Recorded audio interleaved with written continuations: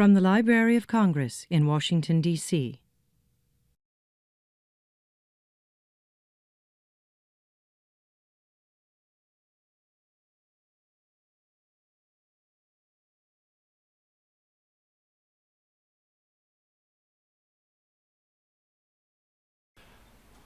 I want to thank you all for coming out on this exceedingly warm afternoon to come and hear today's presentation.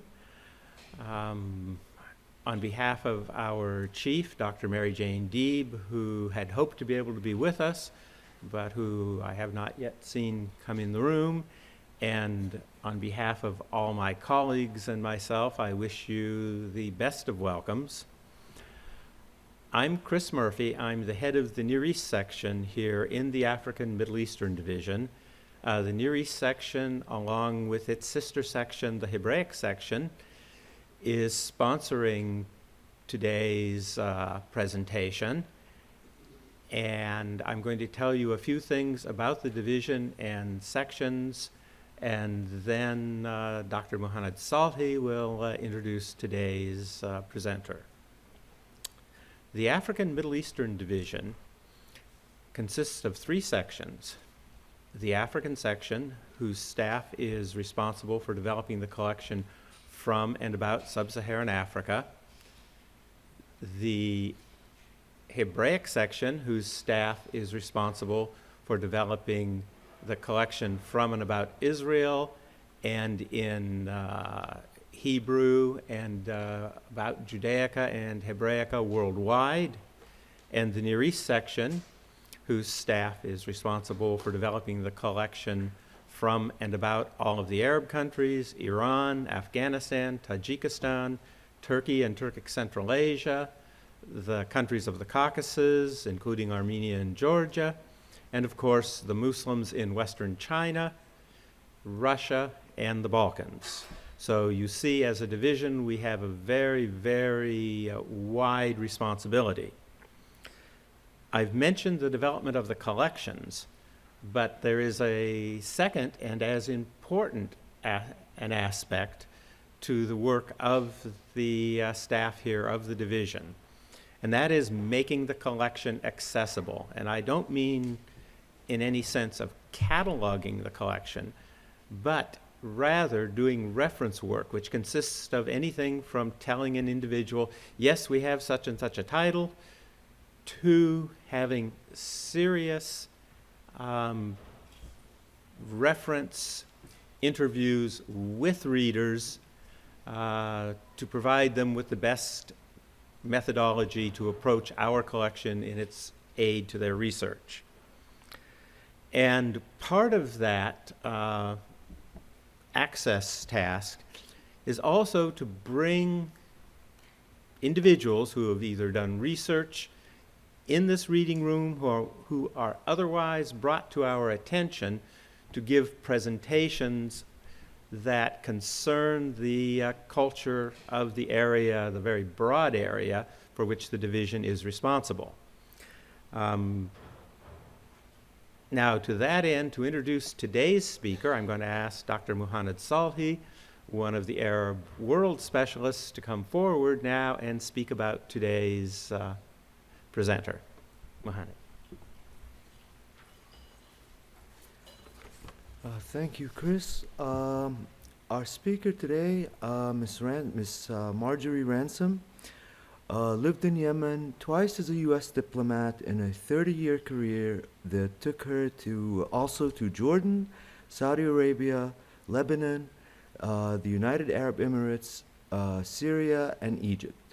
She and David Ransom, her late husband, were the first Arabic-speaking tandem couple in the Foreign Service. Over the course of their career, they assembled a collection of more than 2,000 pieces of Middle Eastern silver jewelry. Ms. Ransom has lectured widely in the U.S. about the traditional jewelry of the Middle East and contributed to a number of articles to a number of journals, including Yemen Update, the Journal of the American Institute of Yemen Studies, TIMA, a Journal of Judeo-Yemenite Studies, Thakura, an online journal of Daw al-Mawruth, Durra magazine in Bahrain, Ornament, and Saudi Aramco World. With the help of the American Institute of Yemeni Studies research grants, Marjorie Ransom spent a year in Yemen in the 2005 to 2007 period, studying jewelry and costumes.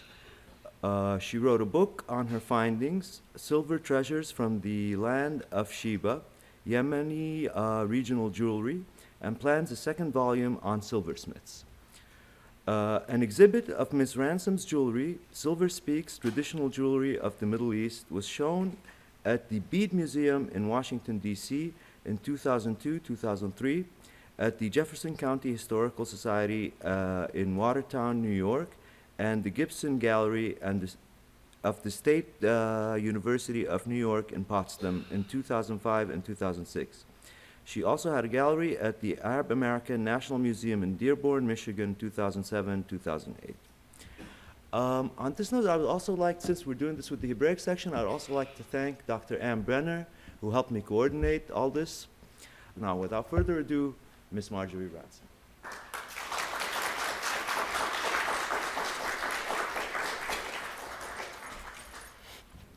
I want to thank the Library of Congress and Dr. Mary Jane Deeb for this opportunity. And I thank you all for coming to my first book signing ever. What I have for you today is a tale of exotic jewelry and costumes worn by Bedouin and tribeswomen. It wasn't city women who owned most of these treasures.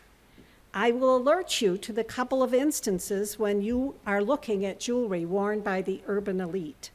Silversmiths throughout the mountains, the oases, and the seacoast made pieces to fit the needs and preferences of their customers, Bedouin and tribeswomen. The amount of jewelry in Yemen in the period I cover, 1900 to 1970, was simply extraordinary. A poor Bedouin woman on the southern coast of the Hadramout told me that when she married, she had 11 kilos of silver, or 24 pounds. I have found Yemeni jewelry in huge amounts in Syria and Egypt, and even at special bazaars in the United States. Now, the crafts, the jewelry, the architecture, and the terraces that extend from the tops of the mountains to the deep valleys are all evidence of how hard Yemenis worked. It was Yemeni Jews who produced the most intricate and labor-intensive jewelry.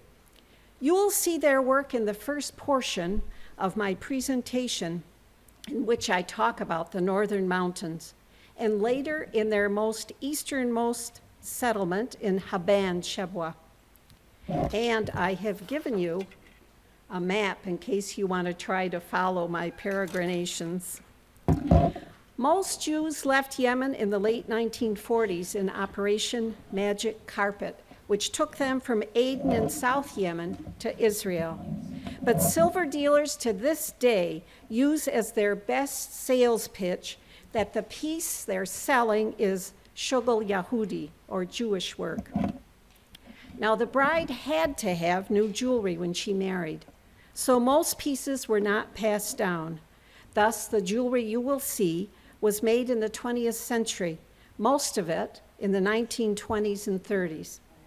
The jewelry from the Hadramout is often newer, from as late as the 1960s and 70s. My book is based on interviews I conducted in Arabic. For your convenience, I've given you a list of Arabic names and jewelry terms on the back of the map. Now, we begin our tour with two young women. They're from northern Yemen. They are dressed in their best jewelry. They're going to some ceremony, either religious or a wedding, or celebrating the birth of a woman's first child. Now, Yemen is based at the bottom of the Arabian Peninsula. It's bordered on the west by the Red Sea, which brought in African influence, on the south by the Gulf of Aden, and on the east by Oman.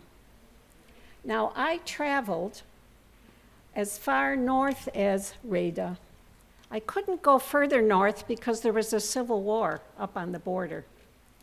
I traveled east to Seyhut, which is the furthest east. There were silversmiths working. And then I traveled through all the rest, up through the mountains. Out in Marib, I got into homes, and up and down the valleys of the Hadramout, and then east to Mahra. Now, northern Yemen was ruled by imams from the 12th century, and the eastern part of Yemen was ruled by the British from the early 19th century. The two parts of the country were united only in 1990. So the jewelry reflects those differences, as you will see when we go from region to region. Now, why was jewelry so important in Yemeni society? Well, it was the basis of the economy for a long time for Bedouin and tribeswomen. The bride price was tied up in the marriage contract. The family of the groom paid for the right of the groom to marry the bride. After marriage, it became the family bank. It held the wealth for these itinerant people. But it brought women power. The jewelry became the property of the bride. According to Islamic law, she had the right of disposal. They drew on it in hard times, but it had to be with her permission, ideally. Here I will show you two bridal assemblages of jewelry. This jewelry was the property of a Bedouin woman on the southern coast of the Hadramout. She dressed her young daughter in her jewelry. This is a young woman on the Tihama coast, the strip that runs north-south along the Red Sea. She is wearing her mother's wedding dress and her mother's wedding jewelry. And this belt that you see was made by the grandfather of my consultant for the southern portion of my book. It's from the Hadramout. Now, Fatima, I talked to Fatima about her wedding jewelry. She is from a town outside of Zabid in that same coastal strip along the Red Sea. She wanted to make the pilgrimage to Mecca. So she made the decision early on to sell her wedding jewelry. But she loved this piece. She couldn't bear to part with it. And she would agree to be interviewed only when she had my promise that I wouldn't ask her to sell it. Now, the jewelry gave the woman identity. The long piece on the right, she wore on one side of her head, and that told you that she was a married woman. Now, the bracelets, top left, were made in Sada. They had a distinctive style. My bracelets are also from Sada. Fine granulation. They specialized in granulation. The piece below it, this funnily shaped gilded piece, is in the, well, I think it's in the shape of a bat. No one could tell me where the shape came from. It had been worn so long.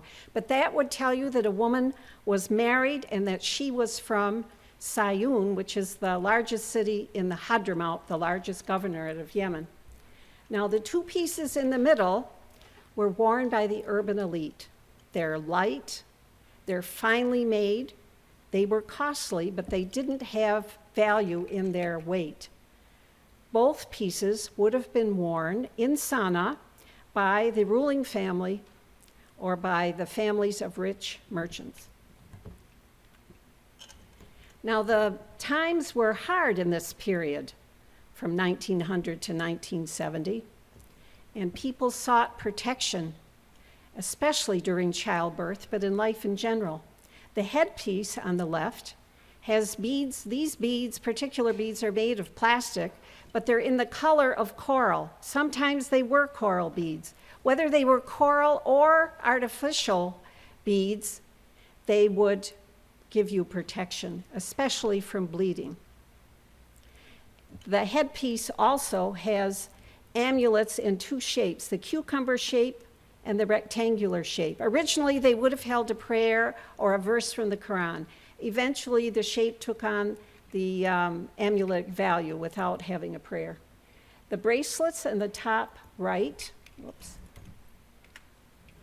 The bracelet on the left, the gilded bracelet it has protuberances, the shape of a woman's breast and the shape of a tomb.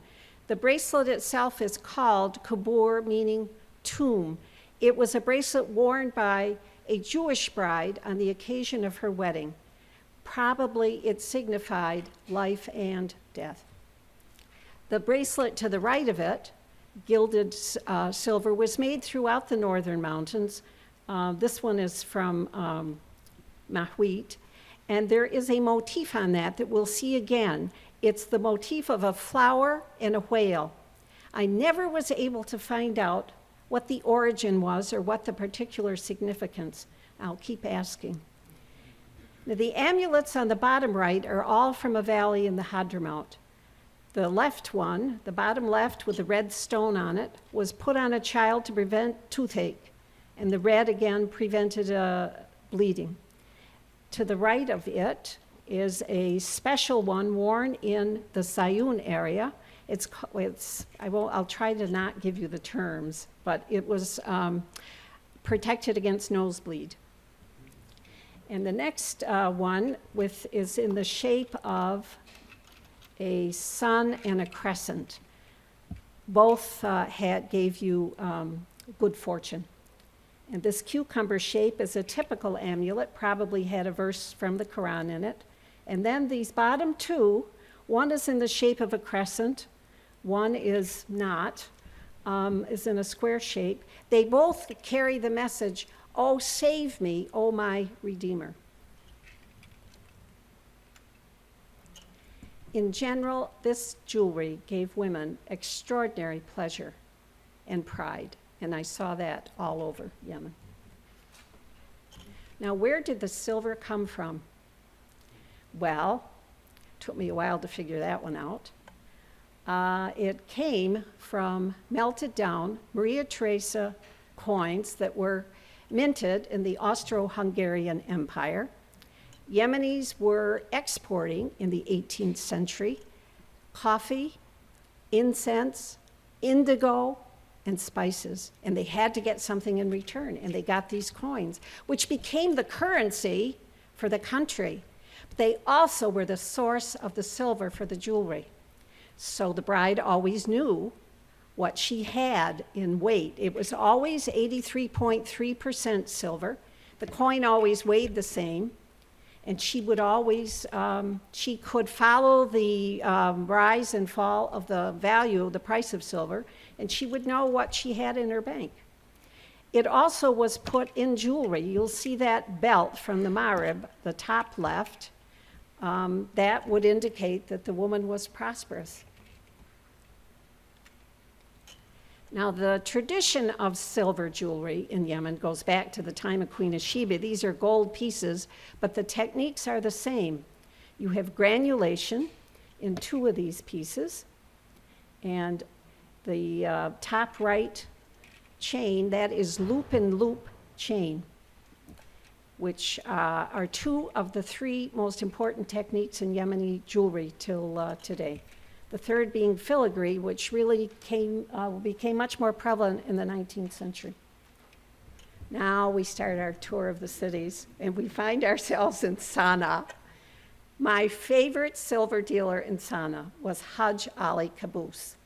And Hajj Ali Caboose was the only one that had this kind of Fibber McGee closet full of treasure. And every time I went, I would say, "Oh, Hajj Ali, let me help you organize your jewelry. You'll sell so much more. You'll know what you have." And of course, his response was always that sweet smile you see in the picture. On the bottom right, you get a taste of the extraordinary architecture in Sana'a. And there are two women wearing traditional Senani women's garb. The outside, like a sheet that she wears as a cloak, was imported from India. But the mask that you see on the woman on the right with those big eyes was made in Sana, tie-dyed in indigo dye. There were two styles of jewelry that became prevalent in Sana, named after two prominent Jewish silversmiths.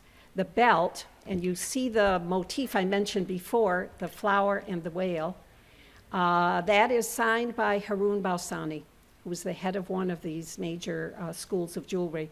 On the bottom left is a piece signed by Yahya Badihi, and he specialized in granulation. So if a piece had a lot of filigree, it would be called a Balsani style piece, and the same for granulation, it would be Badihi. On the bottom right, you have 3 wedding necklaces made by another famous silversmith, Yahya Saleh. This is a Jewish bride, photographed in the late 1930s. It's simply extraordinary. She is wearing probably artificial flowers. She has special herbs. She has a necklace under her chin. She has pearls up here in her headdress. But the most important thing for her were these large beads called kahat. These are the large beads. They came in 2 styles. One was called a barley bead because you see the shape of the seeds on the bead itself. And the other was called a granulated bead. The silversmith always signed these beads. And once you got really good at identifying, you could tell who made what bead. I'm not quite that clever. Now, I couldn't get a good picture of a Muslim bride in Sana, so we dressed one. And in order to dress her, I got from a friend in California, an American anthropologist, about 24 pictures. She couldn't publish her pictures, but she could share them with me so we'd know how to dress the bride. We did a practice session, and then this was the final result. She has pearls. She's a bit like the mannequin here. It's the same type of jewelry. She had to have lots of amber. That was what the Muslims wore, and it's compressed amber. Her bottom necklace, like here, has that large cucumber-shaped amulet and lots of small pieces of Russian coral. It's called Akt Marjan, the necklace of coral. She has pearls. Oh, and then on either side of her head, she has herbs for good luck. They are basil and rue. I had a lot of trouble finding rue. I had to have it sent to me from a nursery out of town, but we were authentic. And her top piece has a piece of silky fabric that has couched wide pieces of gilded silver. Now we move north towards Saudi Arabia to Sada. And the woman on the right, she's a Muslim, dressed for a special occasion. She has dressed her face with crushed herbs. That was her cosmetic. And it also offered protection against the sun. The long piece on the left was worn only by a Jewish bride. This woman, this is a married Muslim woman with the jewelry she would wear every day. The 2 long pieces hung from her braids, and if you look very closely down here at the bottom, you'll see these 2 round pieces. She has her keys hanging from them. Now we're going west we're still up in the mountains west of Sana. Haraz is an area that was settled by Ismailis, a special Shiite sect. The Jews in Haraz were multi-talented. They did different crafts, and they did embroidery. This is probably the finest costume in my collection. Here they took thick plates of silver thread, they tied them together, and then they couched them onto the cloth so they wouldn't damage the cloth itself. And she's wearing pantaloons, similarly embroidered. The jewelry of Haraz is exceptionally fine. You see that same necklace that we saw here and we saw on the Muslim bride with the, and actually on the Jewish bride, they both wore them. And below it, you see the detail of the cucumber-shaped amulet. It's of the finest filigree. And the bonnet, the bottom right, was worn by a woman after she married. In this case, it would have been worn by a Jewish bride because the beads that are across her forehead were worn only by Jewish brides, Jewish women. Now we are going north a bit. We're still west of Sana'a in a governorate called Mahwit and an adjoining one, Hajja. And this location is called Bukhur. Now I'm told that this valley is deeper than the Grand Canyon. I can't prove it, but that's what I was told. And the two necklaces on the left were necklaces that were essential for the bride. She had to wear them. That's Mahwit city on the top left, and the other three pieces are from Hajja, the governorate to the north. They specialized in beadwork. You see the bonnet top right and the belts. And that wonderful necklace on the bottom has a motif that was often used in Hajja. It's small circlets, but it's done in the shape of a Star of David. Now there are three mountainous areas not far from the coastal strip, the Tihama. They're quite high, difficult to get to. And Bur'a was the northernmost one. There were 5 Jewish families that lived in Bur'a, and they produced a jewelry in a special style. And when they left, the jewelry died. They took their secrets with them. Now, Rema, I'm wearing this piece. It's the finest filigree that I have seen in Yemeni jewelry. It's not filigree, I'm sorry, the finest granulation. It's simply extraordinary. And it's called a tayyar. In that part of Yemen, they wore a piece of jewelry that would go across their chest. And I suppose if they were doing something, it didn't get in the way. The women are tribal women, again dressed up in their best for a special celebration. And you see the bottom right is that necklace again with a small amulet in coral, but it's a special necklace called birth, and it's given to a woman when she has her first child. Now we go to the most remote of all these mountainous areas I visited. It's Wasab. Wasab has 2 parts, higher and lower. In the higher Wasab, they had Jewish silversmiths. They had departed. So they sent me down to lower Wasab, and there I met some people from the Arifi family. They were the largest Muslim family of silversmiths in Yemen. They worked not only throughout Yemen, but also in Saudi Arabia, at least on the west coast, in Jeddah, probably Mecca. The crown on the bottom right was made in Jeddah for a Saudi, perhaps, customer. And you can see in the slide in the bottom left how in Wasab and in other parts of Yemen, they always built on the crest of the mountain, preserving the maximum amount of land they could for agriculture. Also, it was easy to defend. These are more examples of wasabi jewelry. In the bottom right, you see 2 styles that they're famous for. They made the mulberry beads, which are in the middle. They're of fine granulation. They were used as divider beads. But then in the 2 other beads, you see what I call faux granulation. The silver was annealed, pressed out, and then pressed into those shapes, and then cut into diamonds and used that way. And that's a mark of wasabi work. Now we have moved to the seacoast, to a town called Zaydiya. It's small. There were 2 silversmith families, Darwish and Bland, who produced this cutout work.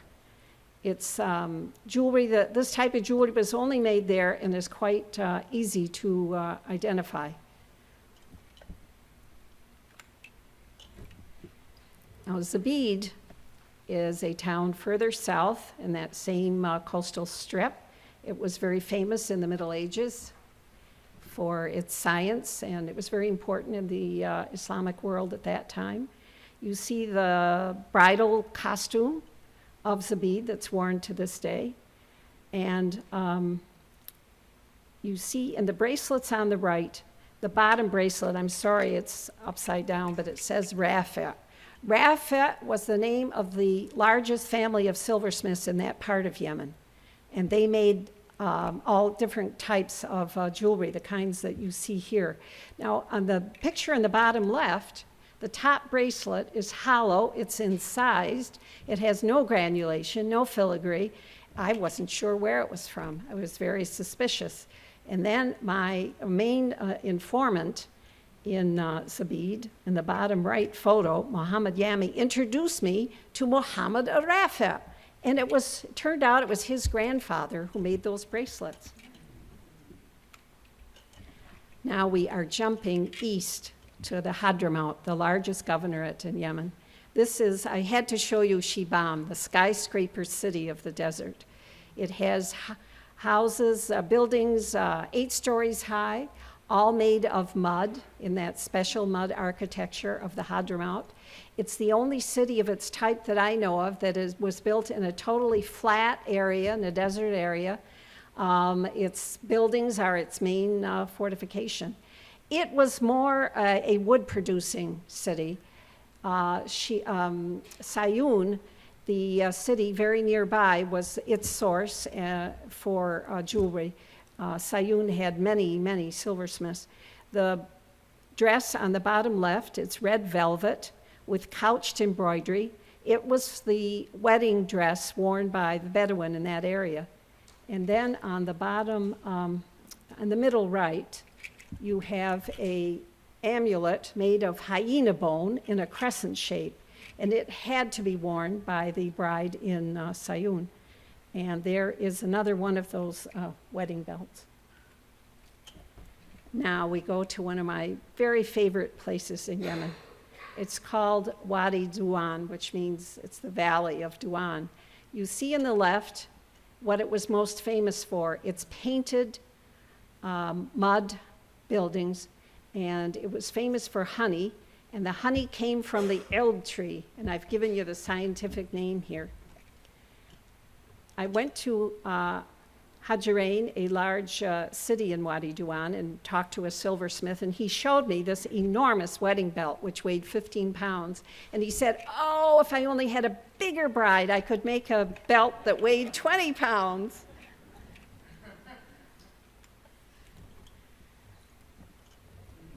The young women throughout the northern Hadramout, actually, are the shepherds. They are out caring for goats and sheep in this difficult, rocky-filled oasis. The middle necklace, also it's a crescent shape, was worn only by married women in that area. And the necklace, top left, was worn by a bride. And then you have another amulet, and the bracelets on the bottom right were made only by one silversmith, and they have eye shapes to repel evil spirits. Now we've moved to the southern Hadrami coast. Here is a Bedouin bride in a wedding shop. Maybe she's shopping for a wedding dress, could be. And they're in Sheher. It was another silver-making city. There were several families of silversmiths. The largest and perhaps the most important were the El Amaris. And you see a belt on the bottom that was made by the leader of that family. That's the gate to the silver area. And on the bottom left, you have 2 necklaces that were always worn together. You can see how different the jewelry is in the Hadramout from the jewelry in the mountains. The necklace on the left is called Mahri loops, and the necklace on the right has 2 very distinctive beads that were made only in Sheher and are no longer made. One is the wire-wrapped bead, and the other is the flattened out bead. Now, in the middle, we have those earrings that were worn in great numbers in the ears. One Bedouin woman had me count the holes in her ears. She had 9 holes. They could have up to 11 in each ear. The bracelets on the right, made in Sheher, are made of gilded silver, which then has been rubbed with turmeric and a special resin to get a very bright orange color. They also used it to rub onto embroidery in costumes. Top right are 2 necklaces from a fishing village to the right of Sheher. I met the last silversmith from that family, and you can read about him in my next book. Now we're in Mahra. We're next to the Omani border. The Mahris share a language with people across the border. It dates from before Islam. It's a South Arabian language. And their jewelry styles are often similar, although there also was a lot of Indian influence in this jewelry. There were 2 silversmiths who lived out there in a valley who were Indian, who taught the perhaps the most important silversmith who later worked in Sehut, which is where I went. The 2 pieces on the left were worn, again, it's that piece that's worn down one side of the head to indicate the woman is married. The woman on the right is wearing an enormous nose ring. It's the only place I ever saw it. I didn't see it in books on Omani jewelry. And the disc is one of the finest pieces produced in Sehut.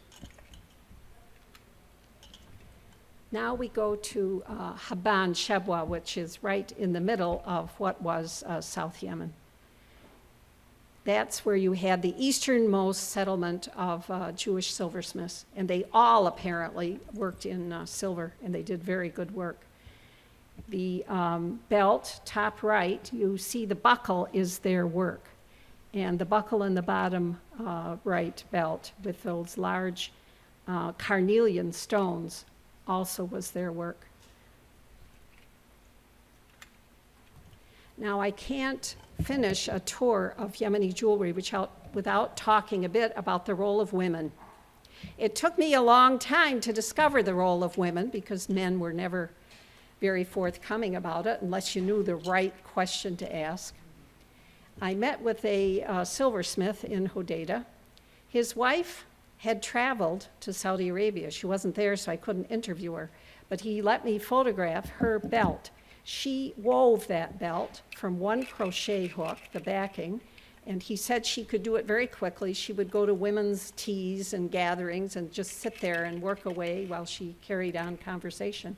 Her husband did the pieces, and again we have that whale and flower motif. He did all the pieces and the buckle that adhere to that belt. Now this was made in Sana'a, and it was made by a Muslim silversmith. He was one of the first to work in jewelry after the departure of the Jews. It's one of the finest of its type that I saw. And I learned rather late that the way this thing was put together, the husband made the container. He made the granules that you have to use very high heat to get the silver to roll into those small balls. But then he would leave them at home, and he would go off and work in the workshop with other men, and she would sit at home with tweezers, and she designed that. That was her work. He would come home at night and solder it. Then I went with a friend to a place high in the mountains in Mahuit, where they specialized in items to be sold to tourists in Sana'a. So they use low silver or often nickel. And we were going from workshop to workshop, meeting with different men. And then we were going down these stairs, and there were some very thick curtains. And suddenly, this hand appeared from between the curtains, saying, "Come, come." And the men looked and rather sneered a bit. They said, "Oh, the women want you to go and have tea." So we did. We went in to have tea. And the first thing that happened was a young woman came over to show her work. Not only had she assembled those pieces, but she had soldered them. Now, we never would have known. Of course, I don't think I asked the right questions. So you can see then what happened to it. At the right is the base of a dagger case. And then bottom left, you can see where her pieces have been added. And then the final pieces on the right. Now, out back in Hadramout, down a remote valley, the women wove this extraordinary belt, which was very long, very intricate, and the wire is quite thick. I never was able to see anybody do this, but I have documentation. If you look carefully at this painting, you will notice that a woman is sitting there knitting this belt, and it's curled up at the bottom. It's a young woman in high school, painted, perhaps her mother, doing that wonderful belt. Well, I've given you a tour, an abbreviated tour. There's much more information and many more pictures in the book. Thank you so much.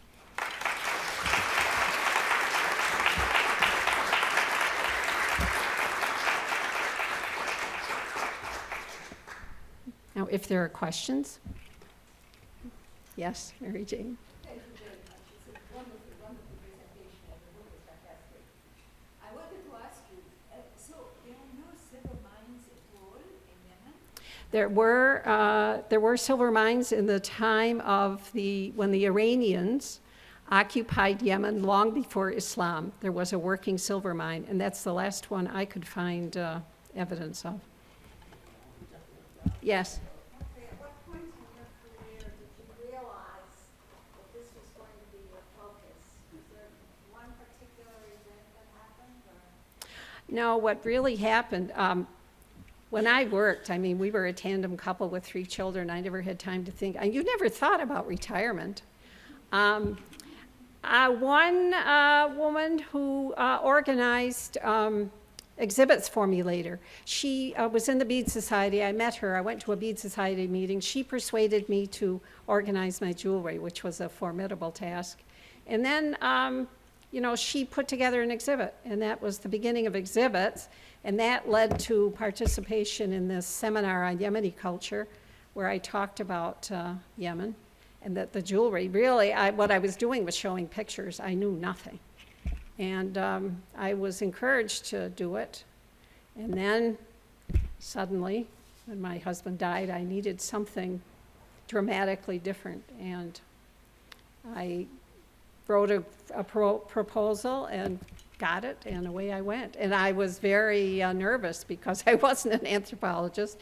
I wasn't sure my Arabic was up to it, and I wasn't sure I could do it without help. And it was really, the Yemenis made it very easy. Nobody had ever talked to them about their work, and they were thrilled to talk. The women got such honor from being asked by a foreign researcher about their lives and their silver. You could just, they glowed. They actually grew in stature. It was so exciting. Yeah. Yes. 2 questions, if I may. Sure. In the Western Middle East, gold is the bronze main treasure. So it's very interesting that it's, and actually so gold, silver is the format of gold. So it's very interesting. If you could shed any light in terms of that silver is actually more prominent in Yemen.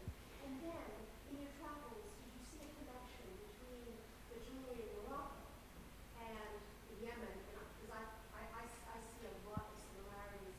And would there be a connection between the Jewish tribes between the 2 countries, even though one's over here and the other one's? Oh, thank you. Geographically, they're quite far apart.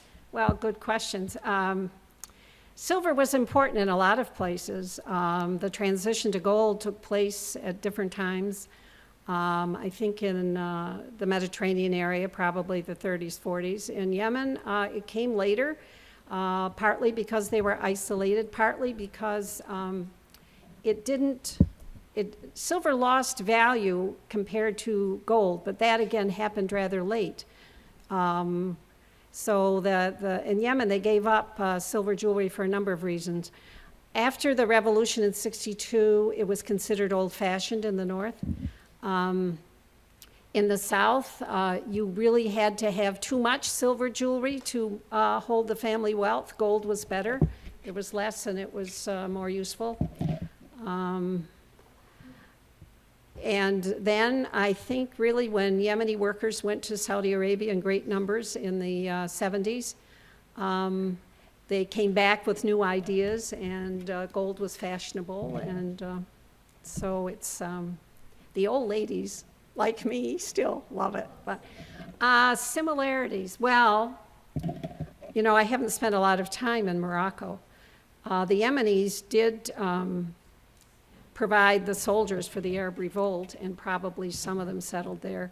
I never have been completely clear how the work of silversmiths spread. I know that there were Yemenis, I think, who settled in southern Egypt and carried some Yemeni styles there. Of course, there is a strong connection with Ethiopia. With North Africa, I've heard that Yemeni jewelry could be found in Morocco. Some of the styles, of course, you always have these amuletic shapes, and the jewelry has similar symbolism in Morocco, and you have niello. There's very little niello in 20th century Yemeni jewelry. There's none that I know of. You did have it earlier. But because I think the way the jewelry was used as part of the contract, it's how central it is, I think that you find similar shapes across the whole area. Yes? When the Jews left and went to Israel, did they carry on any of the traditions of silver making, either in silver or gold? Well, in very small numbers. The sad thing is that when the Jews left Yemen, they left a great void, because in Yemen they still needed the jewelry. But when they got to Israel, the jewelry was largely unknown. Again, I haven't studied this as much as I would like to, but there was little demand for it. I have interviewed a couple of Jewish silversmiths about this, and they were able to work in Israel for a short time making jewelry, but after that, they were taught really to use different designs. I think many of them continue doing jewelry, but perhaps there are very few who still work in the same tradition. Paula Eibloom, who's here, knows more than I do but on that topic. Yes? You mentioned a whale motif. Is that your word, or the Yemenis say? No, the Yemeni say Hut. No, if you look at this, I think I wrote it there. It's Hut wa Zuhra in Arabic, which is whale and flower. But it's an I've looked in books, but not extensively. Maybe somebody, you know, it's a good project for you, Carol. Yes. How well known in the community were what a woman had, and did this kind of knowledge help you to find the ladies to photograph? People say, oh, you should go find so-and-so. You will notice that most of these pictures date from an early period. I borrowed a lot of these photos of women. The women that I could photograph, well, you never knew. Down on the Red Sea coast, it's easier. In Marib, I don't know how I lucked out, how those women agreed to pose for me, but they did. But it wasn't easy, and it was often the sons who did not want their mothers photographed. In Yemen, many more women veil than used to, partly as a result of the workers returning from Saudi Arabia. I think they're more conservative. It's not easy to photograph women. I learned a lot from silver dealers. And in some, well, I had two consultants for the book, one in the north, one in the south. They didn't know a lot about the silver from the other part of the country. Does that answer your question? Good. Leanne. Can you speak about amber? You know, there's a lot of confusion about what is amber, what's not amber, what's naturalite, or what's compressed. Well, I'm going to be doing more research on amber for the next book, but the pieces that you see here are, and I'm going to be using Yemeni terms for amber. Amber, of course, is a resin and it's soft. And so whenever you see a bead, it means that it's been compressed and reshaped, mixed in different ways to get that square shape. It would never be a natural amber. These beads are called sadak in Arabic. It means that they were made of actual amber that was ground up and maybe mixed with something else and compressed to get a hard bead that will survive. But there are different qualities, and there are plastic beads of this color. For the woman wearing the jewelry, it had the same amuletic or protective value. But in terms of real value, there's a huge difference from bakelite, from copal in Africa, from different gradations, mixes of amber. It's a whole other long chapter, at least. Yes. I have a question based on an experience in Turkey with my wife and daughter about 20 years ago. In Turkey, they make silver jewelry, or they traditionally made silver jewelry. And my wife and daughter were, of course, always happy to get some. And we were in Alanya, and we were at a nice open-air market where they had a nice beer garden. So I was sitting there having a beer while they went through the silver shops.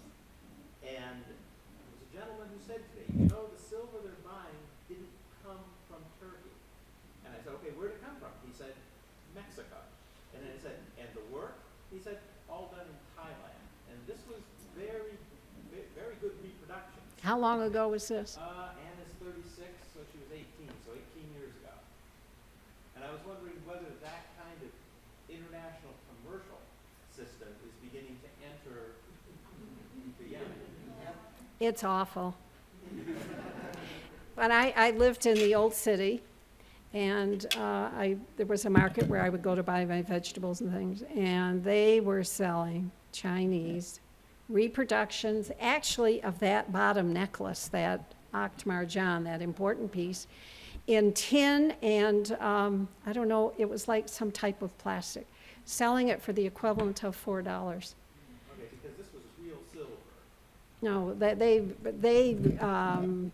well, another time, and I found this both in Eastern Turkey and I found the piece in Şehir, very similar pieces. They weren't made from silver, but they were well made and a nice design and interesting pieces, but they weren't Yemeni.